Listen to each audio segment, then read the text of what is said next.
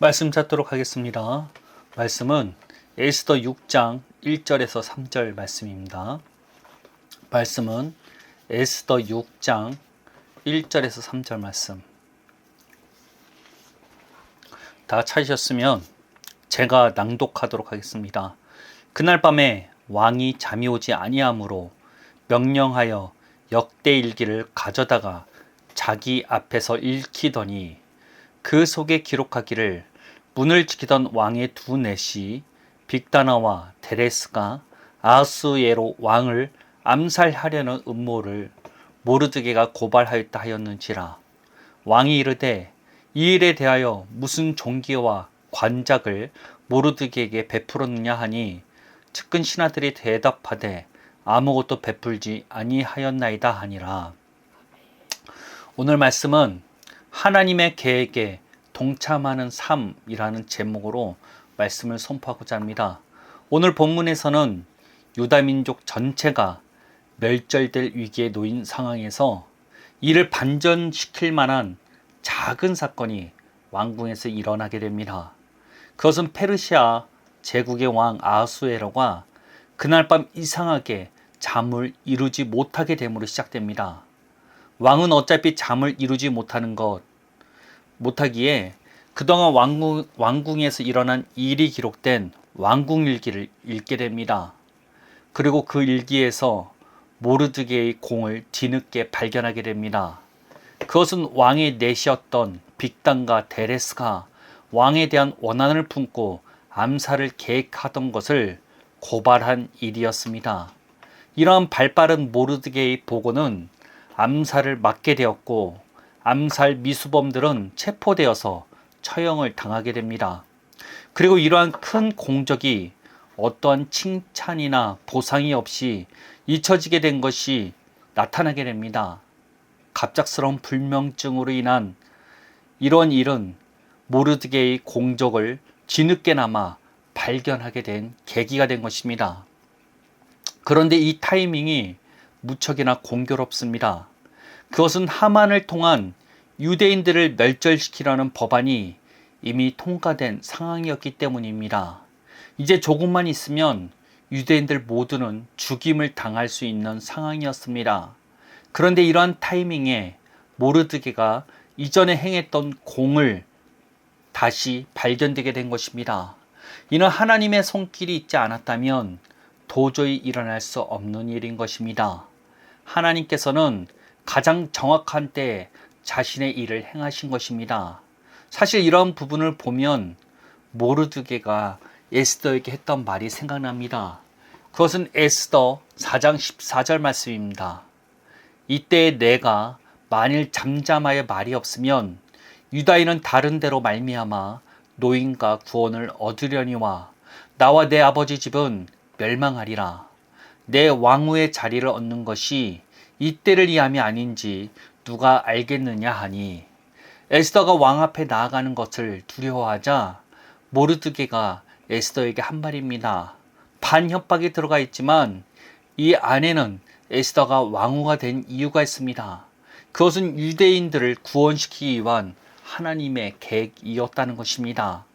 즉 모르드게가 공을 세웠음에도 이에 대한 보상을 받지 못한 것도, 그리고 에스더 왕후가 된 것도 하나님의 계획이라는 것입니다.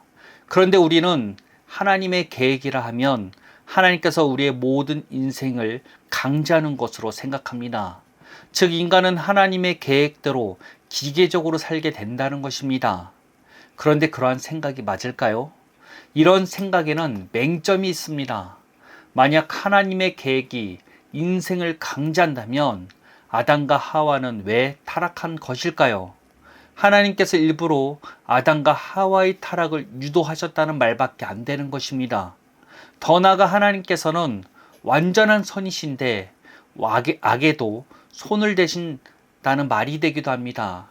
이는 하나님의 존재 자체를 부정하는 일이 되기도 합니다.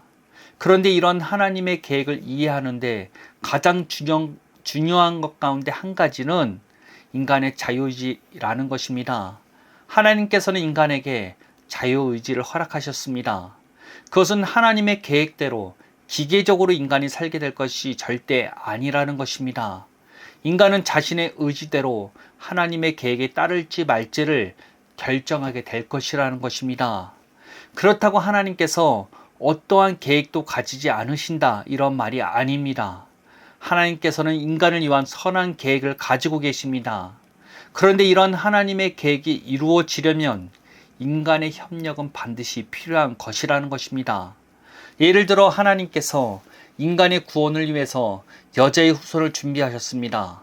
그런데 만약에 마리아가 하나님의 말씀을 거절하였다면 어떤 일이 일어나겠습니까? 아마 마리아를 통한 예수님의 탄생은 이루어지지 않았을 것입니다. 뿐만 아니라 마리아와 약혼한 요셉이 천사의 말을 무시하고 마리아를 고발하였다면 마리아는 죽임을 당하였을 것입니다. 더 나아가 사도 바울이 사울이었을 때 하나님과의 만남에서 끝까지 자신의 고집을 주장했다면 우리가 보고 있는 서신서들은 존재하지 않았을 것입니다. 즉 아름다운 하나님의 계획도 인간의 협력을 통해서 이루어지게 되어 있다는 것입니다. 하나님께서 자유의지를 허락하신 이유가 여기에 있다는 것입니다. 인간을 기계적으로 순종하는 존재로 만들려는 것이 아니라 자신이 가진 자유의지를 통해서 하나님을 자유롭게 섬기도록 하는 존재가 우리의 부르심이라는 것입니다. 그렇다면 이러한 하나님의 계획과 협력하는 삶을 살려면 어떻게 해야 할까요? 그것은 모르드게의 삶을 통해서 유추해 볼 수가 있습니다. 비록 에스더에서는 하나님의 음성이 나타난다거나 하나님의 능력이 눈에 보이게 나타나지는 않습니다. 그러나 하나님과 맺은 언약 가운데 있기 위해서 자신의 목숨을 거는 모르드게의 모습이 나타납니다. 아까 하만에 대해서 언급했었습니다. 하만은 왕에게 가장 신임받는 신하였습니다. 그렇게 하만을 보면 모두 절을 하도록 왕이 명령을 할 정도로 왕의 사랑을 받는 자였습니다. 그런데 유독 모르드게만은 하만에게 절하지 않았습니다. 성경에서는 그에 따른 이유에 대해서 진술하지는 않습니다. 그러나 하만과 모르드게의 출신에 대해서는 언급을 합니다. 성경에서 하만을 아각 사람으로 소개합니다. 이는 아말렉 족속의 왕 아각 왕의 후손으로 보는 것입니다. 그런데 모르드게의 출신은 어떠합니까? 그는 베냐민 지파이며 기스의 후손이라고 소개합니다. 기스는 사울 왕의 아버지를 말하죠. 물론 그가 직접적인 사울 왕의 후손일지는 모릅니다. 왜냐하면 이스라엘 민족은 조상의 이름을 물려받기도 하기 때문입니다. 그런데 성경이 의도적으로 베냐민 지파와 기스의 이름을 댄 것은 그가 하만과 적대할 수밖에 없는 이유를 대는 것과 같다는 것입니다. 아말렉의 왕 아각은 베냐민 지파의 사울 왕에게 죽임을 당하였습니다. 즉 아말렉 족속은 이스라엘과 철천지 원수일 뿐만 아니라 하나님을 대적하는 족속인 것입니다. 그렇게 베냐민 지파의 후손인 모르드게는 아말렉 사람 하만에게 절을 하지 않은 것입니다. 모르드게가 자신의 행한 일에 대해서 불이익이 올지 몰랐겠습니까? 불이익이 온다 할지라도 그는 타협하고 싶지 않은 것입니다. 하나님을 대적하는 아말렉 족속의 사람에게 수구리고 싶지 않은 것입니다. 왜냐하면 자신의 정체성이 이스라엘 백성이자 베냐민 지파 족속임을 놓치고 싶지 않은 것입니다. 이런 그의 모습을 보건대 그가 얼마나 하나님과 맺은 언약에 신경을 쓰는 인물인지를 유추해 볼 수 있게 됩니다. 비록 에스더에서 하나님의 음성이나 능력이 나타나지는 않았지만 언약 안에 거하기 위해서 목숨까지 거는 모르드게를 통해서 하나님께서는 자신의 계획을 실행해 나가셨다는 것입니다. 구언약이든 새 언약이든 하나님의 계획에 동참하는 길은 정해져 있습니다. 그 길은 언약 가운데 거하는 것입니다. 성경을 보면 하나님의 계획에 동참했던 자들의 특징이 나타납니다. 그들 모두는 하나님과 맺은 언약 안에 거하던 자들이라는 것입니다. 그렇게 하나님의 계획에 즉시 동참할 수 있었고 하나님의 뜻을 이룰 수가 있었습니다. 구언약에서는 하나님의 말씀을 지켜 행함으로써 언약 가운데 있을 수 있었습니다. 소수의 언약 가운데 있는 자들만이 하나님의 계획에 반응할 수 있었다는 것입니다. 룻기에 등장하는 보아스를 생각해 보시길 바랍니다. 보아스는 하나님의 말씀대로 가난한 자들을 위한 배려를 하는 자였습니다. 더 나아가 자신의 재산에 손해를 보게 만드는 기업 물음을 피하지 않았습니다. 그 결과가 무엇입니까? 메시아가 오실 수 있는 길을 닦아주게 되었다는 것입니다. 보아스를 통해서 이새가 태어나고 이새를 통해서 다윗이 태어나게 되었습니다. 그리고 다윗을 통해서 예수님이 오시게 되었습니다. 그렇게 우리는 언약 가운데 있는 삶에 초점을 맞추어야 합니다. 언약 가운데 있는 삶만이 하나님의 계획에 협력할 수 있는 유일한 길이기 때문입니다. 그런데 제가 자주 말씀드리는 것과 같이 구언약과 새언약을 구분할 줄은 알아야 합니다. 구언약은 율법을 내가 지켜 행함으로써 언약 가운데 있게 될 수 있었다면 새언약은 이와 다르다는 것입니다. 새언약은 믿음으로 율법을 지켜 행해지게 되는 것입니다. 하나님의 법으로 생각하고 하나님의 법으로 생각을 바꾸고 마음으로 새김으로써 하나님의 뜻 가운데 사라지게 되는 것입니다. 이것이 구언약과 새언약의 차이라는 것입니다. 새언약은 구언약과 달리 능력을 가지고 있습니다. 그렇게 우리에게 행위를 요구하는 것이 아니라 믿음을 요구하는 것입니다. 믿으면 행하게 될 수 있기 때문입니다. 믿으면 뜻대로 사는 길이 가능해지기 때문입니다. 우리가 하나님의 아름다운 계획 가운데 거하기 위해서는 반드시 새언약 가운데 굳건히 설 수 있어야 한다는 것입니다. 하나님의 법이 우리의 생각을 바꾸고 마음에 새기게 함으로써 우리가 하나님의 말씀대로 생각하고 행동하는 믿음을 소유하게 되어야 한다는 것입니다. 그럴 때 우리를 통해서 하나님께서는 자신의 계획을 실행하게 되시는 것입니다. 하나님의 뜻이 이 땅 가운데 나타나게 되어 있다는 것입니다. 그렇게 언약 가운데 있기를 힘쓰시길 바랍니다. 예수님을 인정하고 받아들이는 것을 넘어서서 새 언약의 약속들이 내 사고감과 정체성이 되게 해야 한다는 것입니다. 하나님께서는 이러한 믿음을 통해서 일하시게 됩니다. 우리를 위한 하나님의 계획이 이루어지게 되어 있다는 것입니다. 하나님의 약속이 더디 이루어지는 것 같습니까? 에스더는 왕비가 되기 위해서 3년에서 4년이라는 시간 동안 자기 자신을 정갈하게 준비해야 했습니다. 모르드게는 큰 공을 세웠지만 이에 대한 보답도 받지 못한 채 몇 년의 시간을 흘려 보내야 했습니다. 그럼에도 불구하고 하나님께서는 가장 적절한 때에 자신의 일들을 행하시고 구원하셨습니다.